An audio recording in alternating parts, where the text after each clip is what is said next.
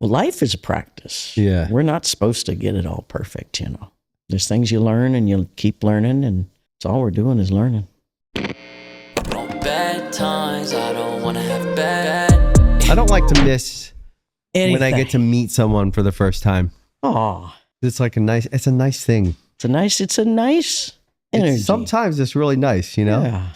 Sometimes it can be like, whoa, but sometimes it's really nice. Good. And I have to say, it's like wonderful to meet you. Oh, well, thank you. Yeah. I have lots of people in my family who are very excited that I'm meeting you, and I'm very excited. That's really nice to hear. It's so funny how you're such a iconic, your music and you as the idea of you, right? So the idea of you, because I've never met you before. Uh-huh. So it's just my idea of you, right? Is so iconic and so all these things, so rock and roll. And then to meet you is really lovely. Cool. It's really nice. A lot of people think I'm going to be really intense or something, but Well, your music has an intensity to it. Yeah, but It's bold. I'm very relaxed. I've been in California Super for cool. 40 years. You're in California? Yeah. That's cool. It's really great. I'm buzzing. Cool. Good. And we look like we could maybe be in a Yes, band together. we can be in a band together. We could. I really like it. How are you doing today? I am very good today. Yeah. It's a Did good some day. yoga this morning, and You do yoga? try to. I don't do it enough, but I do it a little bit. Keeps you being able to move, and that's important to stay moving. I should do yoga. I know I really should. It calls me sometimes. Even just the stretching part of it, yoga is one of those things that you never go, hey, I finished yoga. It's a practice every day, and you can get better, and it meets you right where you're at. Yeah. It's kind of like a physical reminder that everything we do should kind of be a practice. Well, life is a practice. Yeah. We're not supposed to get it all perfect, There's things you learn and you'll keep learning, and it's all we're doing is learning. Yeah, if you got up every day and it was more of a mindful practice and less of a result-driven... problem solving. Right. Yeah. Yeah. Mindfulness is a big, big part of surviving all this. Yeah, surviving it. Yeah. Do you have any philosophies that you've found that at some point you started kind of embracing and it's really worked for you? Oh yeah. My big moment was 2003. Some would say I was diagnosed with breast cancer in 2004. But right before that, in 2003, here I'd been a rock star, been in rock and roll, but I wasn't a drinker. I didn't do drugs.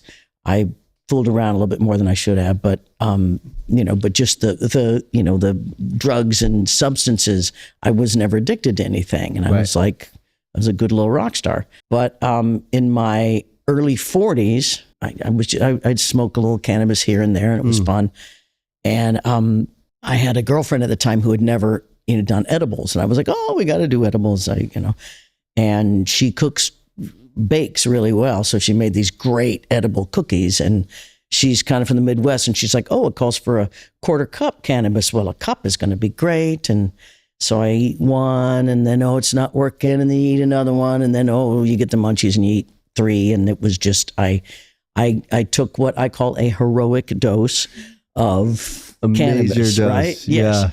Yes. But I had this experience, this enlightening experience in 2003. I came back a changed person the next morning.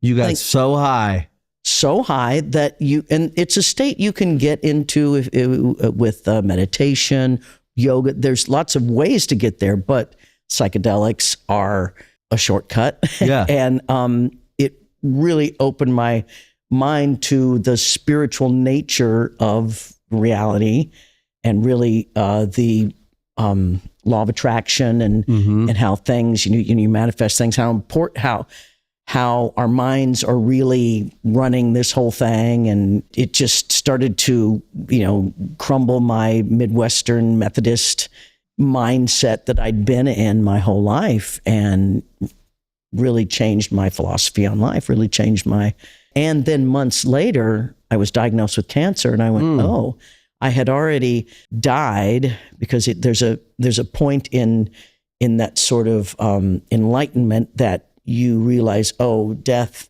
I've died, so I'm not afraid of death anymore. It's hard to explain. No, yeah, I understand. It's old. You're at peace with the idea of it. Yeah, yeah, exactly. So all of a sudden, this cancer was like, wait a minute, this is me shedding something, and I completely changed what I ate, changed stress. Stress is the biggest thing, and just how I looked at the world, how I held the world. I started thinking about myself more, taking care of myself before I made sure everybody else was all right. Little things like that really make a difference.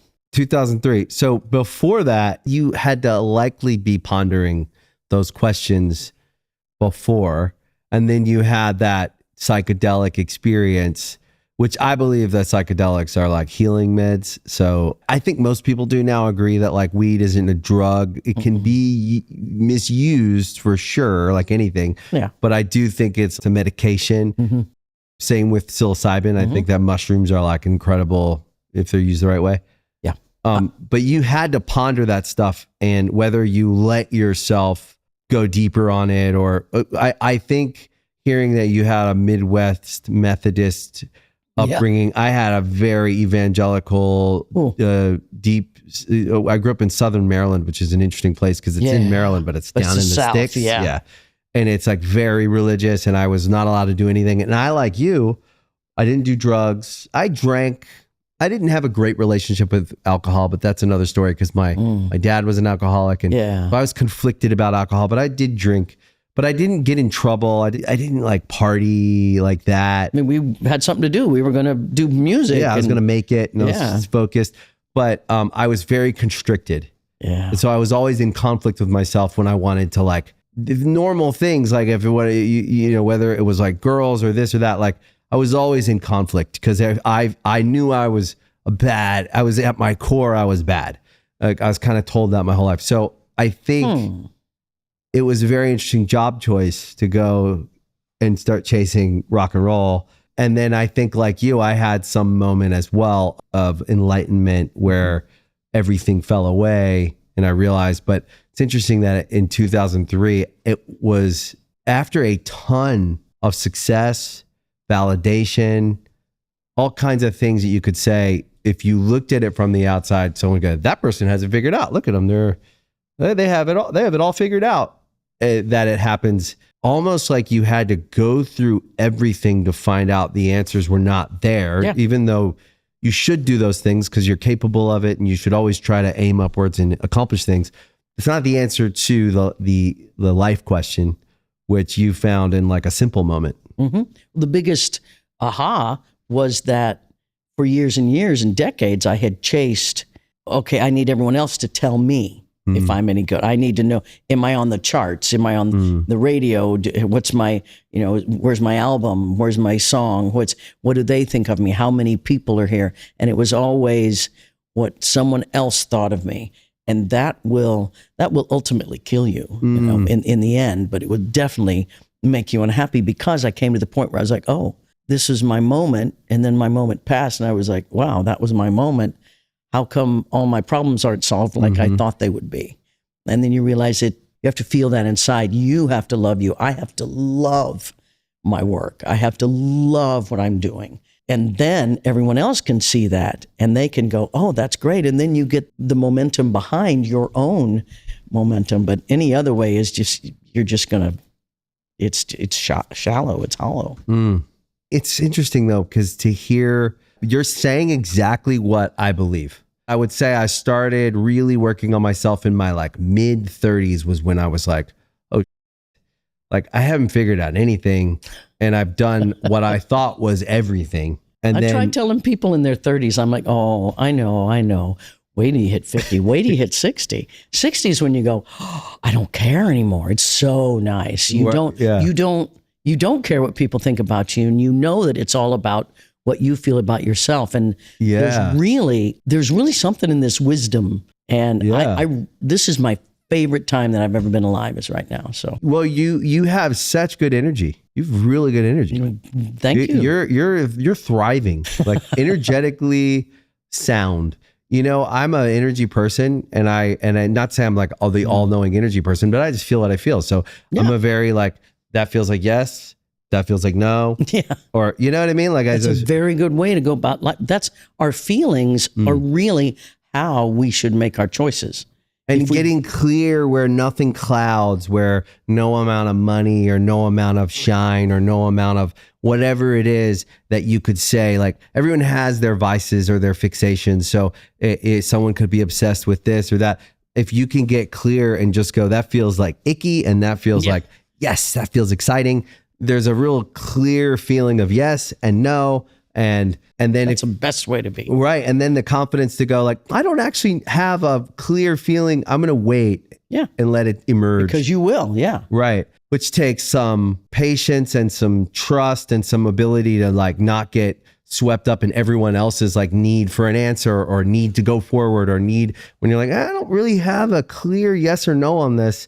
I'm going to have to wait. And if that means no because you need a yes, then it's a no, I guess. Yeah. I can't. But there's something about that clarity that you have, because I can feel it, that I wonder, you're this very accomplished, you know, award-winning Grammy and Oscar, millions of albums, all the things that anyone could put on a board and go like, look at this. Mm-hmm. I've been out here for 20 years and I grew up in like really down, far away place. So I had a very clear experience because of where I was from. It was so small. I wasn't confused about some stuff, you know?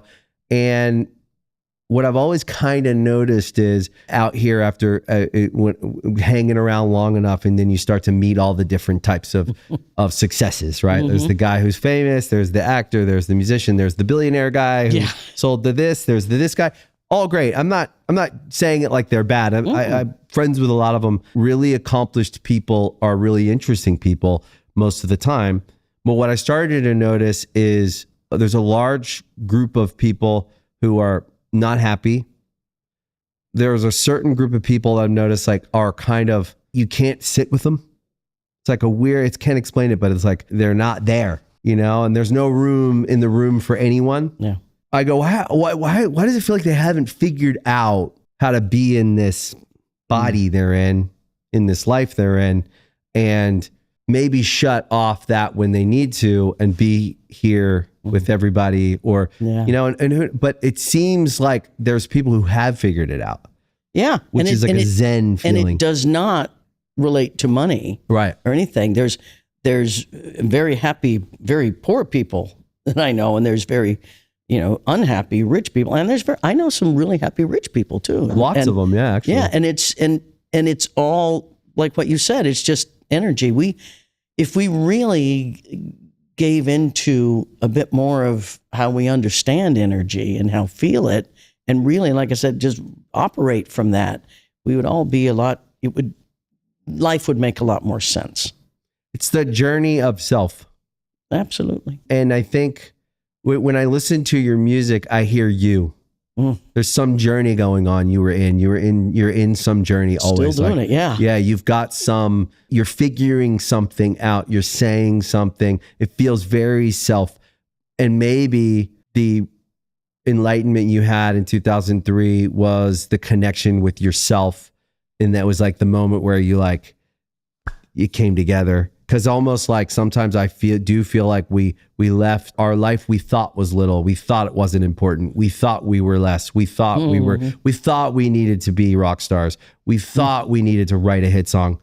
It's great we did, but it actually wasn't what we needed to do to be special, to be invaluable, to be the loved. Journey was later. The journey wasn't the getting famous. The journey was my own inner beliefs about it and about myself and how I felt about myself.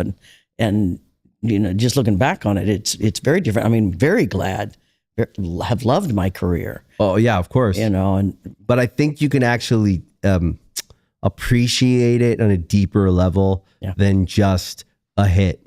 Even though that's amazing to have a hit, there's something deeper there. I tell people it's about reaching people. I love performing. Chris Stapleton called me a road dog. I'm a road dog. Yeah. I own it, because that's where all the work pays off, is when I walk out on stage and there they are and they love the songs and they love listening to it, and it's an energy exchange for 2 hours. We're going to do this, and there's nothing like that. And so everything else I do is so that then I can go on the road like I'm about to do in 2 weeks and do it again. You're going on the road in 2 weeks. Mm-hmm. What's the next like 3 months look like? The album comes out also in 2 weeks. Same album and tour together. Album tour together. That's nice. So it's so I get to do a few new songs. I will always do my hits because I love them and my audience loves them and we do them. And I have changed up a bit of my show that I've done for the last few years. And so I've got new songs and getting out on the road with my band, which I love. So the next band. Yeah. Oh my God. I have worked with some of the greatest musicians, and I know you have. You know good musicians too. When you lock into them, there's something so like getting in a really good car. There's nothing more than on like stage, a and those band. moments click. Yeah. And I'm not. We have to do this, and this, and that's what we're doing.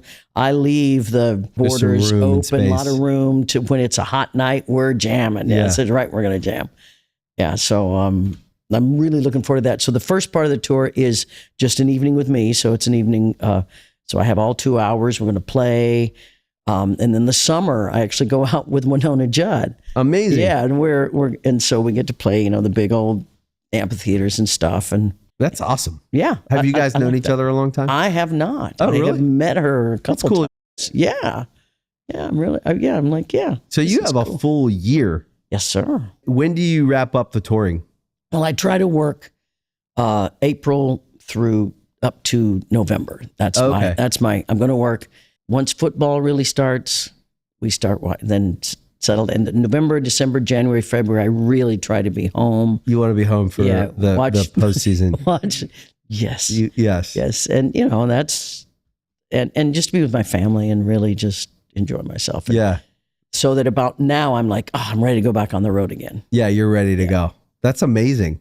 You love football. I do very much. I know your team is the Chiefs. Yes, sir.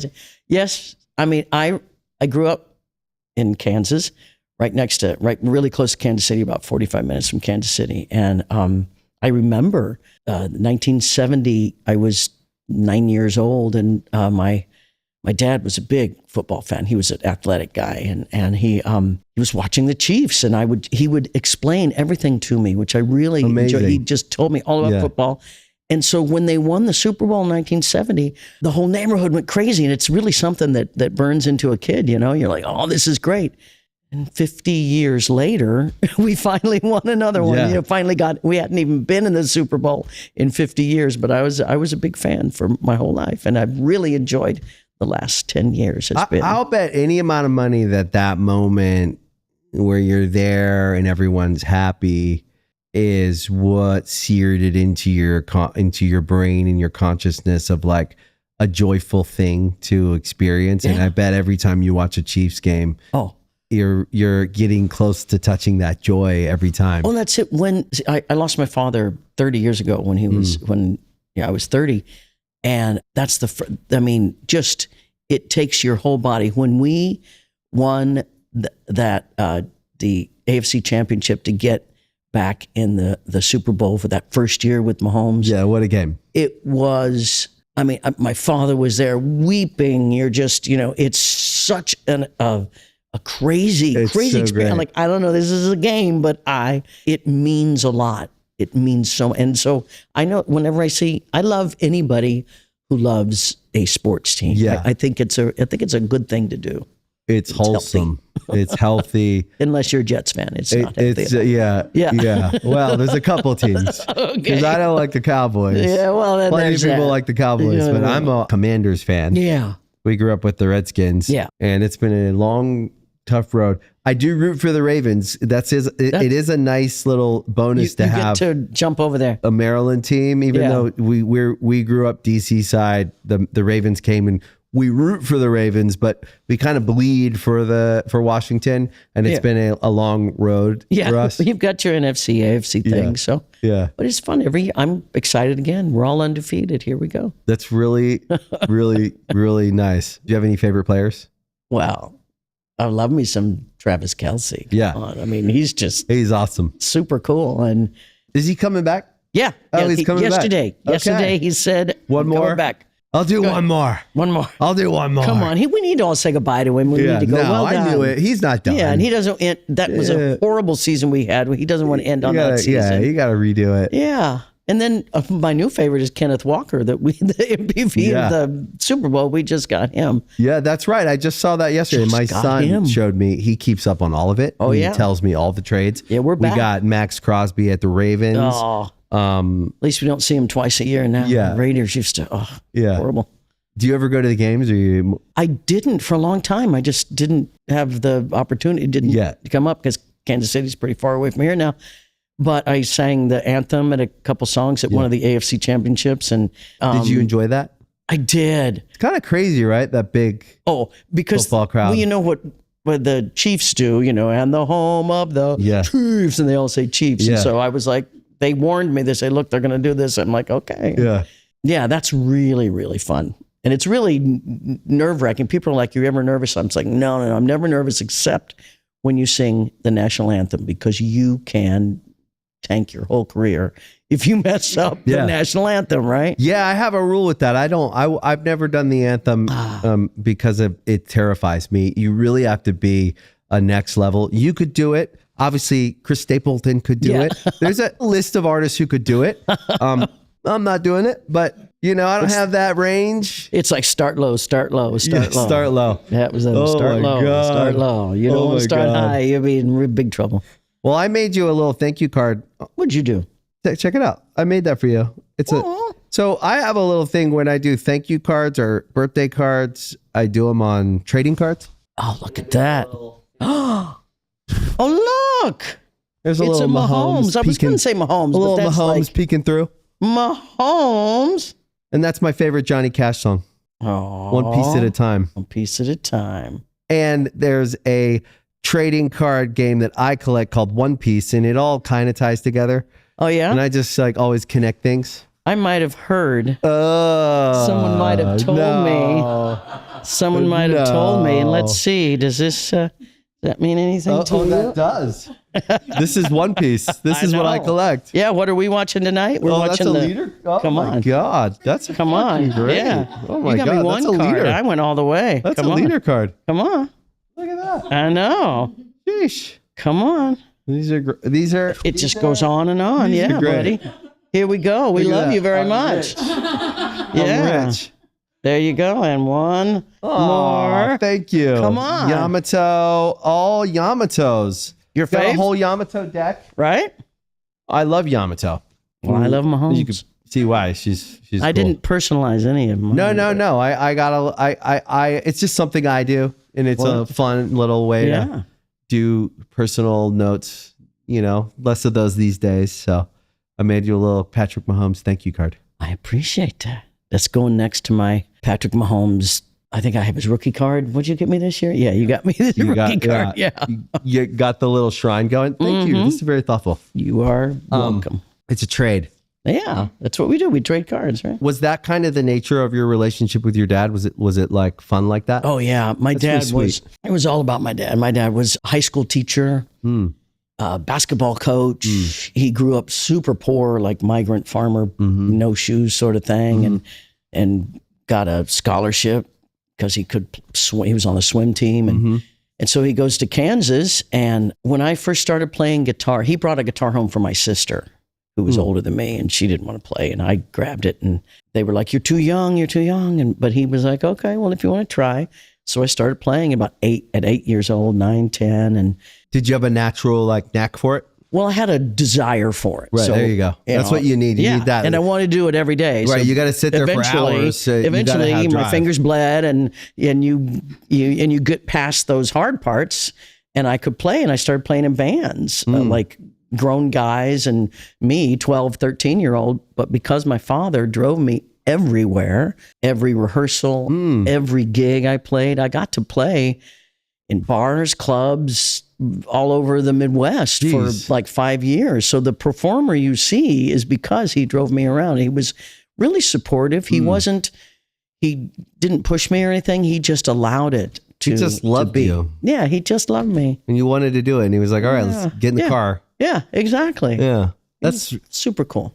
Imagine had he not. Yeah. Imagine had he not said, yeah, let's go. You know, like whatever that feeding that dog, I always say that to my wife, like, let's just feed it, whatever it is. Like, like, let's just like, they're into that. Like just dump everything, whatever it is. Like, what do they need to go get supplies or whatever project they're doing or whatever passion they have. I love that. You kind of just go and you're like, okay, well, that's how we got into cards. My son's into it. But now it's 10 years later, turned into this like whole world that's like actually quite big. Yes. We have kind of an insane collection, but it was him.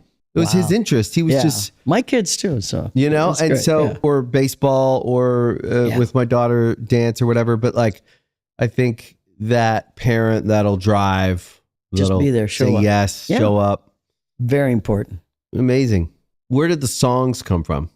Oh, like when did those emerge? Well, I grew up in the 60s and 70s. So I grew up in this delicious time of music and singer-songwriters. Mm-hmm. And my parents, my dad was cool, and he listened to really, great. I mean, we had everyone from Johnny Mathis and Aretha Franklin to Simon and Garfunkel and Mamas and Papas, and he was a big Neil Diamond fan. So there's a lot of songwritery things around me.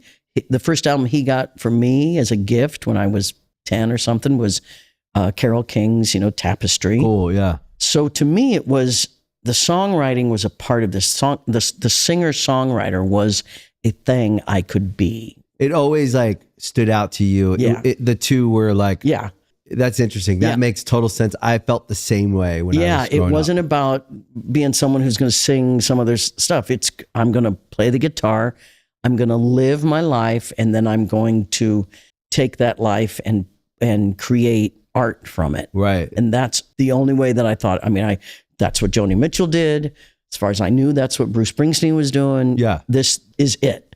So I just worked on that. And the songs, I always tell people that all of my songs, are mostly truthful. And then sometimes there's more truth to me that are in my songs. You know, it's, you can't, you have to, there's a place to make it palatable for everyone and also truthful to me, especially before I came out. I was very non-gender in my music. So it made it very, I'm the only one. Although I wrote that afterwards, but right. So when did you come out? I came out in 93. I was 32 years old. That's like, it's a long time. Yeah. My first, it was my fourth album that came out after. So my first three albums, but nobody came out in the 80s. Right. That's so interesting because we live in a time now where, God, I can only imagine, we're always standing on the shoulders of the people who did something before us that laid the road for us to travel down. And I always wonder like how we don't think about it now, how difficult it was in the 80s and the 90s and the 2000s. And, it's interesting to me to think about like, do you feel like the younger generation sees that work? Do you feel like they see it and they appreciate it? I'm not saying they some don't. Do. Yeah, I don't think they need to. Right. I think, believe me, not a week goes by that someone doesn't, thank me, just say something to me. So it's not like I feel underappreciated. I don't at all. And I'm glad that people don't know what it was like. That is gone. That is such a nice. Yeah. People would ask me in 93, they would say, well, what do you think about the future? And I'm like, I do believe someday a young pop artist is going to come on. People are going to go crazy and they're going to be gay from the get-go. Chappell Roan, Sam Smith, they're all here. And it makes me very, very happy. That's such a nice way to put it. But I guess I say it to say, and you answered it, but I guess I say it to say, to give you your flowers I have lots of flowers. I know. I'm really okay. But I think it's more of like the empathy that you have when you look back and think like the idea that someone couldn't be themselves or that they had to think twice about them being themselves is something that frustrates me. And I'm happy we're here, but we are here collectively through a bunch of people's effort and their lived experiences and their, being fearless and being able to step out and say like, this is me, because we're never alone. No, I consider Billie Jean King was that for me, because she was the first word I'd ever saw lesbian next to anybody. And she lost everything, back in the late 70s. So when it was time for me and I was ready to come out, I reached out to her and Martina Navratilova, and they were very supportive. And there was it was a very small community, but there was those of us who were like, that's cool you shit. can do this. Yeah. Yeah. That's cool. You ever think that maybe also there was, that it also maybe drove you to like, there was an edge, that I think like sometimes the chip on your shoulder is a good thing sometimes. And sometimes it can get in our way, but a lot of times it can be really powerful. Not to say it's a good thing, but there is like an edge to it. Yeah. When my first album came out, it was that unspoken thing and I would go do a show and my first, 2 rows would be women losing their minds. Right. And I'm like, I don't know, what's this? And, and so but it was that sort of, we're all getting, I know this and you know, and there is that thing, but there came a point I put 2 albums out and then my third album was okay. And this is like 90, 91. And grunge is starting. And I'm like, hey, I can wear flannel. I've been wearing flannel for a long time, and and so I hear alternative and I'm like, this is the time. And I did an interview with someone it was Music Express magazine. And oh yeah, I remember that. That's crazy. And I was on the cover. Music Express. And he changed every pronoun that I used. He changed it to my boyfriend. And I was no way. And it horrified me because there was an underground, the gay community was really strong, but it was underground. Right. And I'm like, oh my God, they're going to think that I did this. And so my plan was I was going to come out on Arsenio Hall. Oh, wow. But before that's crazy. That, I worked on the Clinton Gore campaign, and at the inauguration, I was around a lot of really important, strong, powerful gay leaders. Right. And they're the ones who were, because this is during AIDS, and they're the ones who are standing up and saying, act up. And these guys, they would put in their jobs and everything on the line.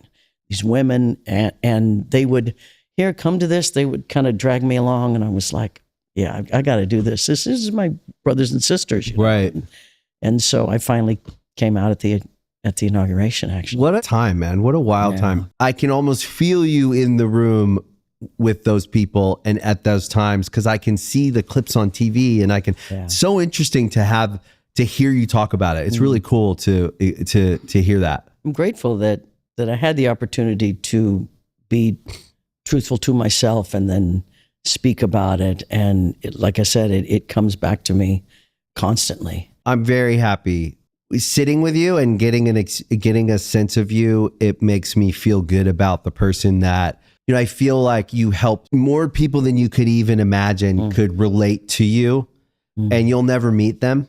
But to know that that's a really cool thing to think about. This is the butterfly effect of it, because I really believe in that too. It's like, how many people did that song get to? We'll never be able to quantify the vibrations of one action or one song or one. And so when you start to kind of try to round all that up, you couldn't quantify how you've impacted the globe. Now, what is there, 8 billion people? It's interesting to think about. But the other thing I'll say is alternative, because this is what I was talking to my brother. My twin brother's my best friend. We talk about it every time I'm coming in here to talk to someone. I'm always like a little buzzed, like I'm like, so I'm like thinking, whoa, what am I going to talk about? I never know, right? He said it. He's like, oh, she's the original alternative. Like that's alt rock. That's the beginning of alternative rock. And when you think about It's cool. And that's what we came up in, as alternative rock radio in the 90s. That's when our like musical we started our band in 96. We were listening to alternative radio. Of course, I grew up listening and hearing your music. And so, but when you think about it, it really is like the beginning. It all starts from somewhere and it starts to emerge. And you were like the beginning of an alternative that's been now going for, the 90s it exploded, but it never stopped. I mean, there's every band's alternative now.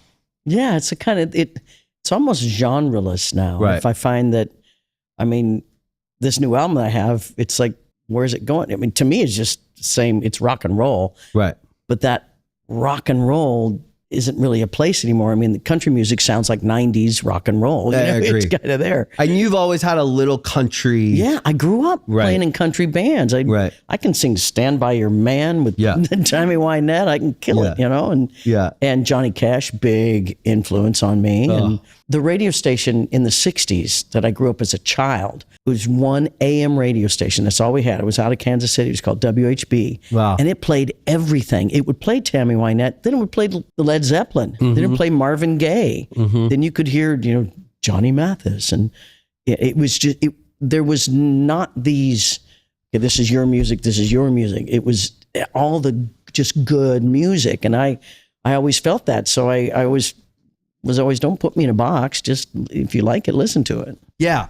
I think that's great music too. It's kind of genreless. I think that about classic music. It's genreless. It's rock and roll, but it's a little country sometimes, or it's a little whatever. You can hear your roots in the music. You can hear where you're from. Yeah. And it plays well. If a country artist wanted to sing it easy, you could go country. The only ones that have ever covered my music have been country artists. That's interesting. Little Nicorette. How long you been on the Nicorette, my friend? 7 years. Yeah, see? So my wife, before she was my wife, she's my best friend. And one year for New Year's Eve, I said, my New Year's resolution is that you will stop Nicorette. And she's like, I don't think that's how it works. It's not good for you, but she did. It's better for you than cigarettes. Okay. but make a case for me. I wanna, because you could speed up my dependency getting off of that. Nicotine's probably the hardest thing to get off of. Oh, it's like, absolutely. It gets its claws in you. I remember I was, for a minute, I was one of the long line of women who was up to play Janis Joplin. And so I was like, okay, Janis, she smoked a lot. So I was like, you know what, I got to get, or I'm going to look like someone who, you see them in the movies and they don't know how to smoke, right? And I'm like, I need to do this. So I would smoke a cigarette once a day. Like at the end of the night, at the end of the day, I'm like, okay, I'm going to, one a day. And I remember the morning I woke up and I said, I don't feel very good. And the first thought in my head was, bing, but I bet if I smoked a cigarette, I'd feel better. And I was like, there it is. That's what it is. Boom. And it's a little thing in your mind. And so mindfulness is really the only way out of it now, I think. I do think so. I got off everything else. Yeah. Although I wasn't really on anything else. I stopped drinking years ago just because I didn't like the way it made me feel. Have you tried like something like psilocybin or something even harder because I have a foundation. I lost my son to an opioid overdose about 5 years ago. I'm sorry. And I tell people he was my greatest teacher. He's, I'm grateful for the time I knew him, and it was a hard life for him. And what we did was start a foundation called the Etheridge Foundation that we provide funds for research into psychedelics and how they can help with opioid use disorder or just addiction in general. But what we're finding now in these studies is that it can interrupt your neural pathways, those grooves, those nicotine grooves that you've put in there. It gives you a moment. And that's why, we've heard of ayahuasca now, but beyond that, there's a thing called ibogaine. In iboga, it's a root from Africa, ancient, and it is. We're finding that one treatment of that totally opens up your neural pathways, and you put in all the good habits then, and you won't have you can actually get off of it like this. So I'm into it. Okay. Ayahuasca scares me because I don't like to throw up. and I hear you throw up on it. Yeah, you don't want to know the mysteries of the world because you're afraid to throw up. Okay.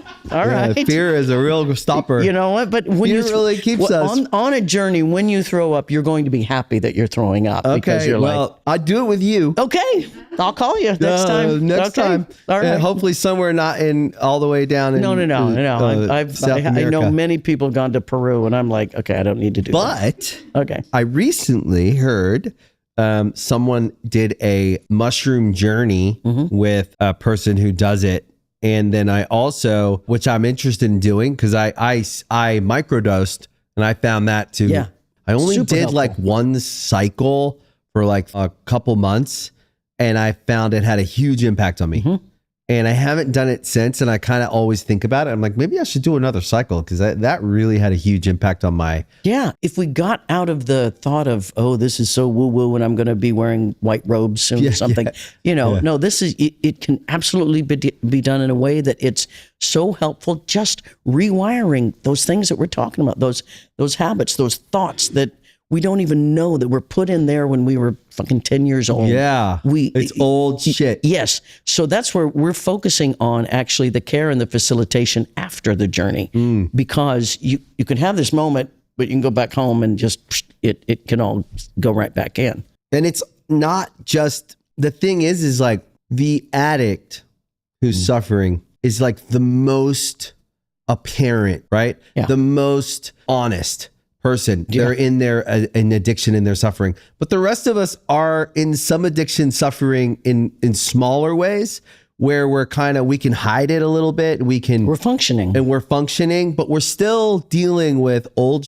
Yeah. And we need to go into the basement and clean it out. We're in a problem-solving consciousness. That's what we wake up in every day. It's like, what do we solve today? What are we going to get done? Let's get our coffee so we can be, all the things that are legal are to help our problem-solving consciousness. Cigarettes, coffee, these things are stimulus. So we can get everything done we need to get done. Yeah. That's where we're at. Yeah. Well, that's going to... This is my third coffee today. Oh, okay. So you've got nicotine is not the only thing. Yes, okay. Yeah, but you get it done. Yeah. And the thought that, I can't get it done without these things, or that I need to get it done, that's the part that needs to change. Not just, I need to stop doing this, but it's that belief. And beyond that, I believe that exploring your consciousness is a civil right. Right. And it would be great if it was something that we could lead ourselves to. And you'll find as you get older, it'll be more important to you. The problem, the kids will get older, that you'll see that they'll get into their things that they're into, and you'll realize that you're just here to feed and water them and love them, and then they go make all their choices, and they're going to have problems and go up and down. That's what we all do, so we can learn to make better choices and improve, and then everybody improves. That's the organism that we are. So it's the evolution. Yeah. The interesting thing too that I just thought about is exploring your like consciousness and your subconscious and the deeper you. Well, did I just think that? Did I just notice that subconscious part of you is actually like true spirituality? Yeah. And the idea of that by people, it's interesting because I grew up, listen, I'm not saying there's not a lot of value to religious teachings. There's a lot of value to them, but that I find, because I come from that deep in me, like, I'm like, I can't do that. I can't. When I first did mushrooms, right, I took microdose and I tried to explain that to my mom. I was like, no, mom, I wasn't tripping. It was a little microdose. And it made me feel a little, it was subtle. It made me feel like a little happier. It made me feel a little bit in a better mood. But it wasn't a trip. I wasn't seeing things. I was like, and I did that for 4 days. And then I did 3 days off. Yeah. Then I did that for 4 weeks. And like, all she heard was I was doing mushrooms. Yeah. Oh, and I was like, no, mom, I'm in touch. I'm more in touch. God forbid we use something that came from the earth to make us feel better. Right. Yeah. It's, I did it eventually religion. Get her on weed gummies though. Okay. So she's come over a little bit too. All right. Yeah. She won't do mushrooms. She's scared of those, but I was like, okay, just the weed is enough. But yeah, for now. Yeah. And no, but it's when I had my experience, my heroic dose, afterwards, for 20 years, I studied books and I studied the world's religions. And there's actually good evidence that religion was actually born out of mushrooms and things. Right. That the understanding that we're all one. No, we started talking actually after mushrooms. Right? Yeah. We actually language and stuff like that. Yeah. It would be nice if it got a little better, rap in the world so we could. Incredible stuff though. Incredible. Very much so.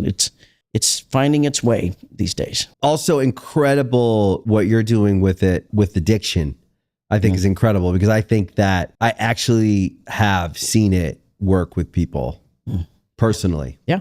Good. And that hit me that hits home. My dad was an alcoholic and he died from it. And that's a tricky one because it's not alcohol socially is acceptable. It's acceptable and everyone accepts it and they all kind of he drinks a little too much. And you see it coming like a slow motion train. It's a slow suicide. Yeah. And I used to, me and my dad were estranged for many years and then we reconnected and it was, talked about it a million times, but it was really nice. We became good friends. Nice. He was a very old school, tough guy, but in his last 10 years, there was a side of him that came out that I never knew. When I was a kid, he was around and then we were estranged for a long time, but it was really nice, but the drinking was always there. It had always been. And I said to him, I was like, Dad, this is not good, dude. You're going to I'll try to get you into this treatment place. A million times he said, no, this is just how it is. And then he died one day and it was, from drinking. And I knew it was coming, but I thought maybe in 20 years, it would be he'd break down and go into the hospital and it'd be one of those, which is also kind of awful. Yeah. But he's had a really big night and boom. And it's sad. It's of course it's sad, and it was shocking, and it was painful because I didn't get to say goodbye or anything like that. But also it's weird to say. It's hard to say. It was my dad. He had a big night, and it was it. But also kind of the only way he would have gone out, which is crazy. Probably didn't want to have a long sickness and whatever, and that was not his style for sure. I think. I don't know, but I think sometimes death can be a choice. Death is not that they're killing themselves, but in the moment, you're like, okay, I'm letting go. Also, within the same amount of time, one of my oldest, bestest friends also died from opioids. So it was a small window where it really hit me in the face, but I knew it was coming because both of them wouldn't listen. We'd all accepted that that's just how it was. There comes a point where you realize you can't save people. Yeah. You can't, and that's not our job. That each person kind of has to save themselves. You can inspire, you can be a light, you can inspire, but anything else, I had to come to that place with my son, for years and years, just trying this and that, and this and that, and too much money, not enough money, and finally I said, you know what, I have to be prepared that I might lose him. This is his choice. Ultimately, in the end, only he can do it. And it's the pain and suffering of life is real. Is real, and none of us escape it. Yeah, no, the loss is a part of life. How we deal with it is our job. I could have easily, and I meet parents all the time who have lost their children to opioid addiction, and they just crumble. The guilt and the shame, and that's no. It's that they would not want us to take on the guilt and shame for what they couldn't do, the choices that they made. And it's a big lesson. That's deep. To not stop my life because my son made a choice that he wouldn't want that. Nobody wanted. He's out of pain. He's happy. There's no reason for me to suffer now. Yeah. But people need to hear that because it's hard. It's just it's hard to reconcile. It's hard to reconcile.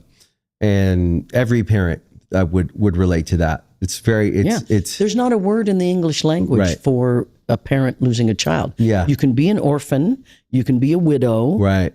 But there's no, oh my God. What do I call myself as a mother who's lost a child? There's no word for it. Not supposed to happen.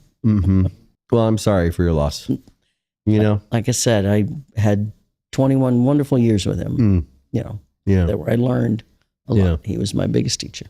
with breast cancer. So I won't say who, but we just had a family member beat breast cancer. And now it feels like they've gotten so far with treating it. So it feels like it's, we felt optimistic. Good. We did. We felt really optimistic, but it wasn't a sure thing. It wasn't early, but it wasn't late. Yeah. Yeah. You know, there was a moment there where we were all really, really worried.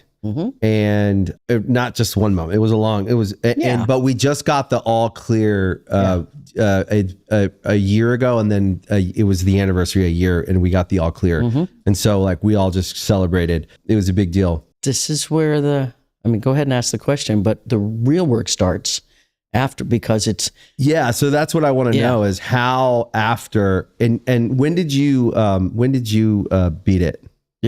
I've been 22 years cancer free now. It's incredible. Yeah. And it's yeah. What's the key? The key is understanding that cancer just doesn't happen to you.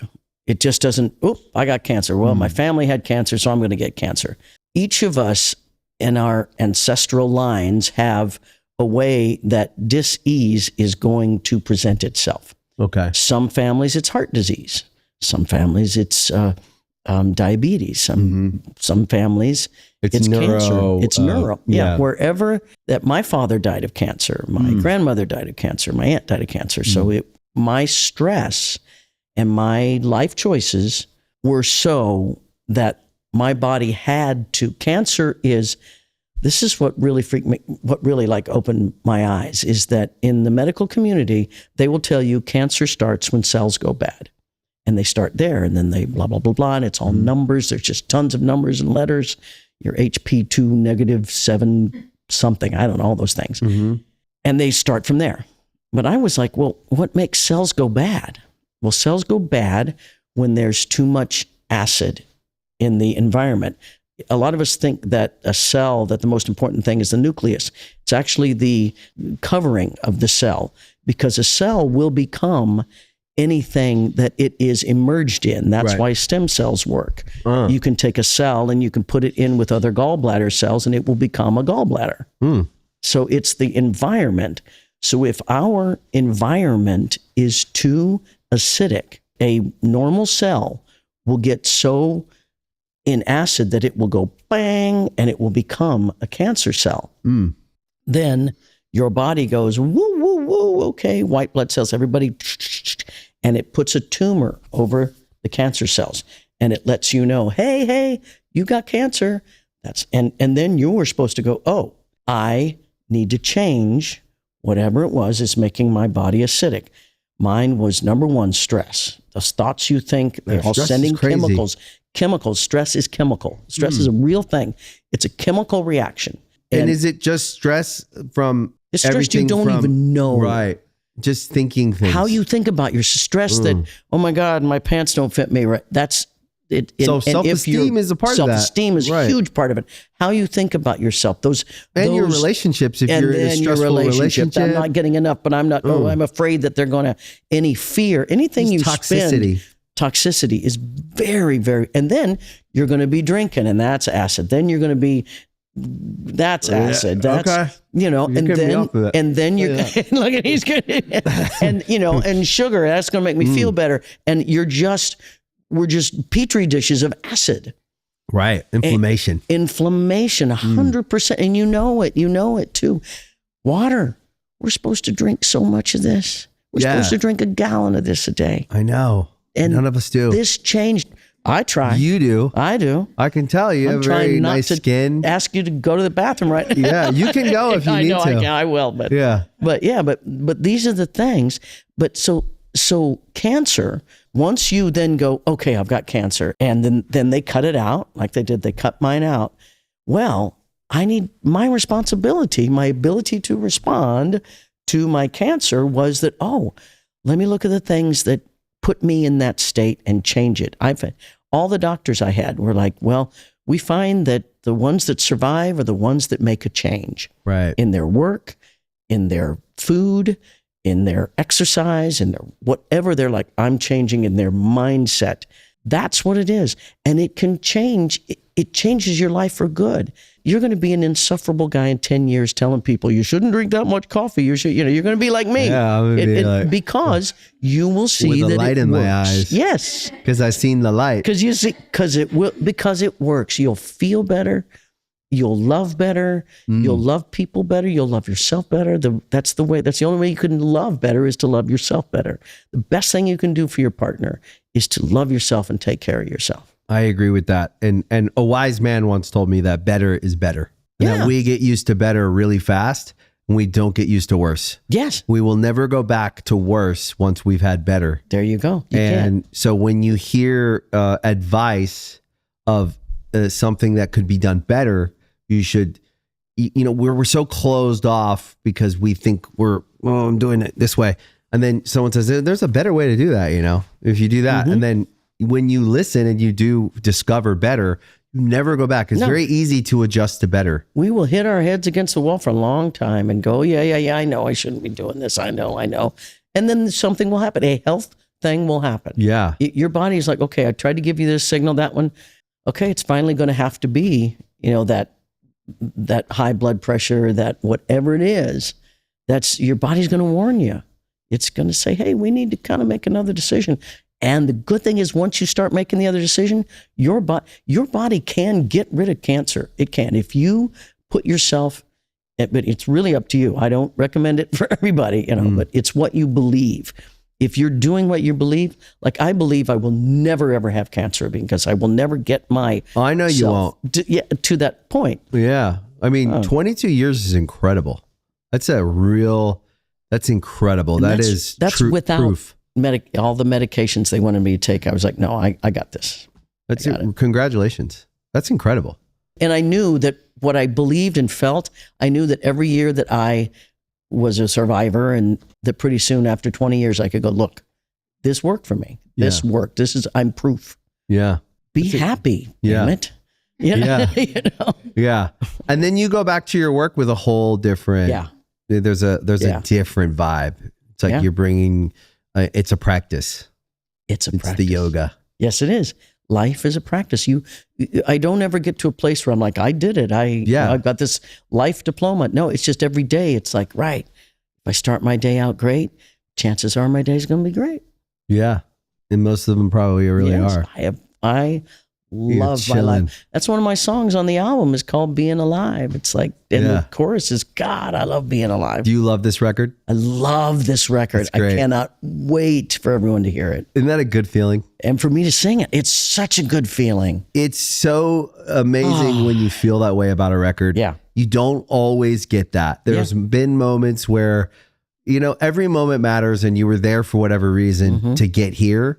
But you get to that where you love the album and then you want to go on stage. It's incredible. Just play and play. And if anybody wants to hear and join me, great. Not, I'm just loving playing it. New record, the tour. Is there anything else you're excited about? I'm excited every day. Yeah. I'm excited about, I'm at the point now where I used to live, years ahead of myself and never really spend time enjoying this. So I'm at the point now, it's like, I got lots of things coming. And I know they're out there and they'll come here when it's time. Yeah.